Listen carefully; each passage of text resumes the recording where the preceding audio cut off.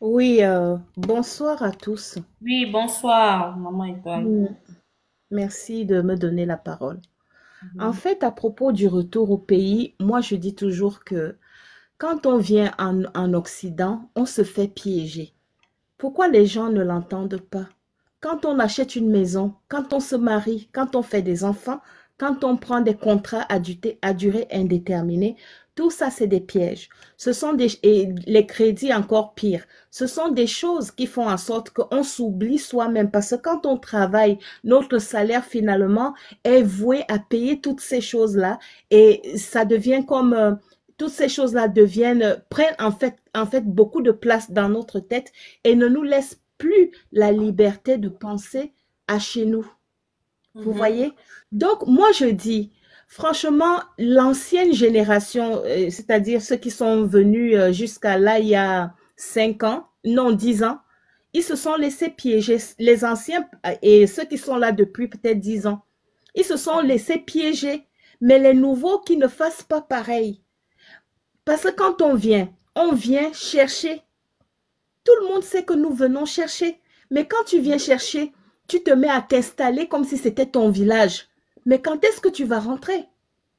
Tu t'installes même de telle façon que les enfants que tu fais, tu oublies même de les envoyer chez toi. Mhm. Ce n'est quand même le territoire, comment je peux dire, nos sources ne sont quand même pas, je ne sais pas, si tu envoies l'enfant, il ne va pas mourir le lendemain, je veux dire.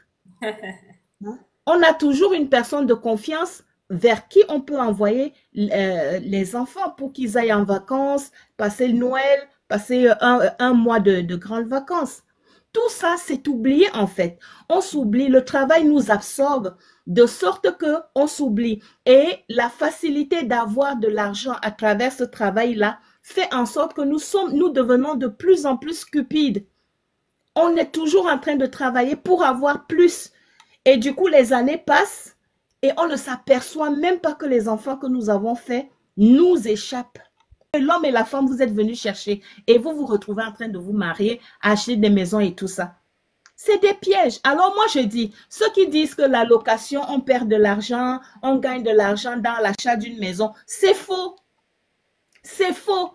C'est bien pour ceux qui sont pour les autochtones d'ici. Mais pour vous qui êtes venus chercher, vous perdez de l'argent en achetant une maison. Parce que justement, à la fin de tout ça, moi, je vous pose une question. Vous avez déjà vu combien d'Africains vendre la maison et rentrer chez eux avec tout cet argent-là? Vous Ah, moi, avez vu j'ai combien? jamais entendu, hein. Ben voilà. Si ces gens vont laisser que tu rentres en Afrique avec leur argent. Mais c'est ça. Que tu Ils vends ont une des maison ici, mécanismes. 85 000 euros, tu prends ça, tu rentres en Afrique avec. Je vois ça un peu malin. Bon, beaucoup disent que justement, c'est pour laisser aux enfants, puisqu'on fait des enfants ici. Je sais que Mais toi, tu n'es justement, pas d'accord avec ça. De ton point de mais vue, non. c'est un piège. Mais ils disent que c'est pour laisser la maison aux enfants, par Mais exemple. attendez, là même aussi, c'est faux.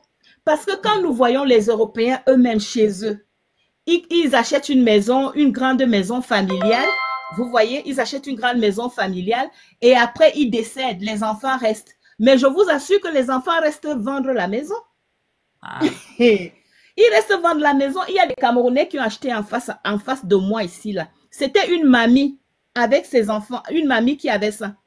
Je crois qu'on l'a envoyée en maison de retraite, je ne sais plus où elle est. Mais là, il y a quelques semaines, un Camerounais a acheté ça. Et c'est comme ça partout, dans les villages, dans les petites villes. Les gens là vendent les maisons des grands-pères et des papas décédés. Donc, ce sera la même chose pour nos enfants. Vous allez laisser une villa pour 4 enfants. Ils vont rester faire quoi? Des enfants même qui ont fait les études, qui travaillent, qui peuvent s'acheter eux-mêmes leur maison. Donc, nous faisons fausse route, en fait. Parce que là, nous faisons comme les Européens. Or, nous faisons fausse route. Nous sommes des immigrés. Nous sommes des expatriés. J'aime le terme là. Nous Donc, sommes il des un bon terme, expatriés. parce que eux, quand ils vont chez nous, ils sont expatriés. Ils disent qu'ils sont expatriés. Voilà. Nous Mhm. sommes des expatriés. Notre politique doit être en vue de rentrer chez nous. Bien sûr qu'on échappe. Parce que c'est ça, en fait. Quand le monsieur disait tout à l'heure que nous allons laisser notre descendance ici, mais la faute à qui? Une descendance sur qui nous ne veillons pas. une descendance que à qui nous ne montrons pas le chemin. On les laisse devant les écrans télé, on les laisse devant les mains des professeurs, on les laisse dans la société. On n'a plus aucune prise sur eux parce que nous sommes absorbés par le travail. Tout ça, c'est des pièges. Mais moi, je prêche que ceux qui viennent d'arriver, qu'ils ne tombent pas dans les mêmes pièges. Quand tu viens en Occident à 35 ans, disons-nous la vérité, un Africain qui vient en Occident à 35 ans, il a laissé une fille au pays. Il a laissé même une fille avec des enfants au pays. Alors viens, fais 5 ans. Tu travailles comme une bête et tu rentres. Quand tu viens, tu te maries ici, c'est pourquoi? Pour chercher les papiers. Et pire encore, celle d'ici que tu vas trouver ici va exiger que tu achètes la maison. Là, c'est fini pour toi. Tu vas commencer à penser au pays après 50 ans. C'est ça la réalité. C'est les pièges dans lesquels nous autres comme ça, les vieux qui sommes ici depuis là, plus ceux qui sont arrivés il y a 10 ans là, nous sommes dedans. Et dans mon quartier, je vois plein de Camerounais en train d'acheter les pavillons. Je dis, mon Dieu. Donc, vous pensez que, maman et toi, vous pensez qu'acheter là, c'est en train de les piéger, quoi, parce que ici, par exemple, en Italie, ils ont bloqué les locations, parce que moi, je considère que il y a de la politique derrière, en fait, parce que l'argument, les étrangers ne payent pas le loyer, c'est pas aujourd'hui que les étrangers n'ont pas commencé à payer le loyer, c'est une décision politique, en fait, pour pousser les gens à acheter. Et justement, les gens sont en train de se retrouver, puisqu'il n'y a plus de location, ils n'ont pas le choix que d'acheter, en fait. C'est ça la réalité. Non, c'est pour ça que je dis vraiment ces histoires de mariage là. Quand on vient en Occident, on vient se marier là vraiment, c'est des pièges. Vous venez vous marier ici, vous vous installez ici, pourquoi faire? Vous avez laissé une femme et des enfants au pays. Vous venez ici, vous marier, même entre nous-mêmes. C'est pourquoi faire? Vous deux, l'homme et la femme, vous êtes venus chercher et vous vous retrouvez en train de vous marier, acheter des maisons et tout ça. C'est des pièges. Alors moi, je dis, ceux qui disent que la location, on perd de l'argent, on gagne de l'argent dans l'achat d'une maison, c'est faux. C'est faux. C'est bien pour ceux qui sont, pour les autochtones d'ici. Mais pour vous qui êtes venus chercher, vous perdez de l'argent en achetant une maison. Parce que justement, à la fin de tout ça, moi, je vous pose une question. Vous avez déjà vu combien d'Africains vendre la maison et rentrer chez eux avec tout cet argent-là? Vous avez vu combien? Entendu, hein? Ben voilà. Si ces gens vont laisser que tu rentres en Afrique avec leur argent. Mais c'est ça. Et tu vends une maison ici, 85 000 €, tu prends ça, tu rentres en Afrique avec. Je vois ça un peu malin. Bon, beaucoup disent que justement, c'est pour laisser aux enfants, puisqu'on fait des enfants ici. Je sais que tu n'es pas d'accord avec ça. De ton point de vue, c'est un piège. Mais ils disent que c'est pour laisser la maison aux enfants, par exemple. Mais attendez. Là même aussi, c'est faux. Parce que quand nous voyons les Européens eux-mêmes chez eux, ils achètent une maison, une grande maison familiale. Vous voyez, ils achètent une grande maison familiale et après, ils décèdent. Les enfants restent. Mais je vous assure que les enfants restent vendre la maison. Ah. Ils restent vendre la maison. Il y a des Camerounais qui ont acheté en face de moi ici, là. C'était une mamie avec ses enfants, une mamie qui avait ça. Je crois qu'on l'a envoyée en maison de retraite, je ne sais plus où elle est. Mais là, il y a quelques semaines, un Camerounais a acheté ça. Et c'est comme ça partout, dans les villages, dans les petites villes. Les gens là vendent les maisons des grands-pères, des papas décédés. Donc, ce sera la même chose pour nos enfants. Vous allez laisser une villa pour 4 enfants. Ils vont rester faire quoi? Des enfants même qui ont fait les études, qui travaillent, qui peuvent s'acheter eux-mêmes leur maison. Donc, nous faisons fausse route en fait. Parce que là, nous faisons comme les Européens. Or, nous faisons fausse route. Nous sommes des immigrés. Nous sommes des expatriés. J'aime le terme là. Nous sommes des expatriés. Parce que eux, quand ils vont chez nous, ils sont expatriés. Ils disent qu'ils sont expatriés. Voilà. Nous sommes des expatriés pleins.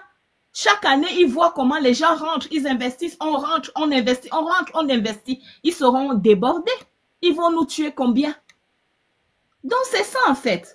Moi, je dis non, ne répétons pas les erreurs que nous autres, on a fait. Moi, je suis même là. J'ai élevé les enfants. Les enfants ont déjà plus de combien d'années ici, là. Je suis en train de lutter pour retourner avec les garçons. Je lutte. Mais moi, jusque-là, j'ai un peu réussi. Parce que mes filles sortent, elles sont en vie maritale avec des Africains. Même si ce n'est pas des Camerounais, mais c'est avec des Africains. C'est un gars. Quand on est en Occident et que tu réussis, que ta fille sorte, pire encore, mieux encore, je veux dire, mieux, vive avec un Africain, c'est un gars. C'est-à-dire, c'est une victoire, je veux dire. C'est une victoire. Parce que c'est chaud sur nous. C'est chaud. Les garçons, pareil. Les garçons... Quelqu'un dit en commentaire, au pays, tu meurs de la sorcellerie. Laissez-nous ça. Laissez-nous les conneries là. Vous savez, à propos... Non, attendez. À propos de la sorcellerie, quand j'étais en Afrique, je pensais que la sorcellerie, que tout le village, tout le monde au village était sorcier. C'est quand je suis arrivée en Occident, en regardant les films de trilogie, c'était jeudi, on montrait 3 films le jeudi de la sorcellerie. Mais j'ai compris que dans nos villages, il n'y a pas de sorciers. C'est ça. Il n'y en a pas. S'il y en a, il y a peut-être 1 ou 2. Parce que la vraie sorcellerie, quand vous regardez les films des Européens, là, ils vous expliquent la sorcellerie. Ils sont élevés à un autre niveau. Oui. Vous vous rendez compte qu'il n'y a pas de sorciers au pays? Enfin, je veux dire, dans nos villages. On leur prête une image de sorciers, mais ils ne le sont pas. C'est l'ignorance même qui fait en sorte qu'on les traite de sorciers. Vous voyez? Donc, franchement, je ne vais pas parler plus que ça. Je laisse les autres parler, mais je vous dis, nous nous trompons de chemin, les jeunes. Vous ne faites pas comme nous. On s'est trompé de chemin. Nous sommes des expatriés. Et un expatrié ne doit pas vivre comme un autochtone. Merci. Merci.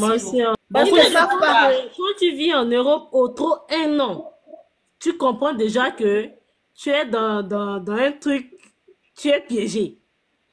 Ah, d'accord. C'est quand on vient qu'on ne sait pas, mais quand on est là, on sait.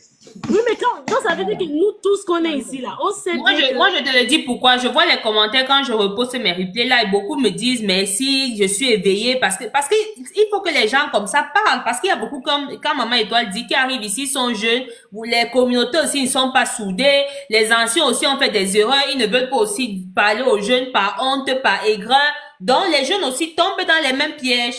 Bon, s'il n'y a pas donc les réseaux sociaux aujourd'hui pour partager les prises de position des gens comme ça, comment les gens vont connaître? Il y a beaucoup ici, en Europe ici, beaucoup se réveillent après 5-10 ans. Se réveiller pour comprendre même où ils sont. C'est parfois après 10 ans, comme elle dit.